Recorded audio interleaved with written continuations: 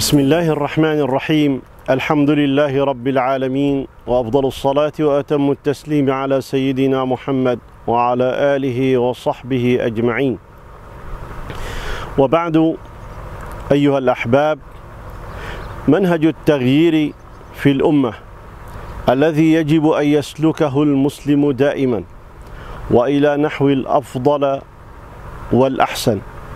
ربنا سبحانه وتعالى يقول: وما كان الله ليغير ما بقوم حتى يغيروا ما بأنفسهم. حينما نحاول تغيير أنفسنا من الداخل، سواء كنا كشعوب، سواء كنا كحكام، سواء كنا كمشايخ، سواء كنا كمدربين ومعلمين وأساتذة، حينما يغير الله عز وجل لنا الأحوال.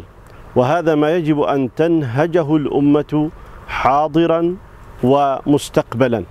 ولذلك حينما نريد الثورة أو حينما نبغي الثورة، هذه الثورة يجب أن تكون ثورة من الداخل والخارج في الفكر الإسلامي وفي التفكير الإسلامي الذي يجب أن ينهجه المسلم. فإذا لم نغير من الداخل، وإذا لم نغير من واقع الحال، وإذا لم نغير في الأقوال والأفعال، لا يمكن لنا أن نغير المجتمع أو أن نغير الأمة. ولذلك اليوم الحكام تتغير، لكن تبقى كثير من الأخطاء والعثرات موجودة بين الأمة.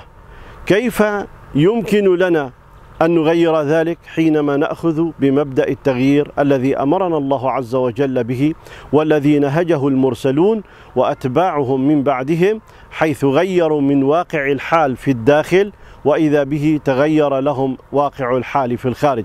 ورسولنا صلى الله عليه وسلم أكبر مثل في ذلك عليه الصلاة والسلام، الذي كان يبدأ بينه وبين نفسه صلوات الله وسلامه عليه يتحنث في حراء الليالي ذوات العدد، وإذا به هذب ما بداخله، إذ به يهذب العالم كله.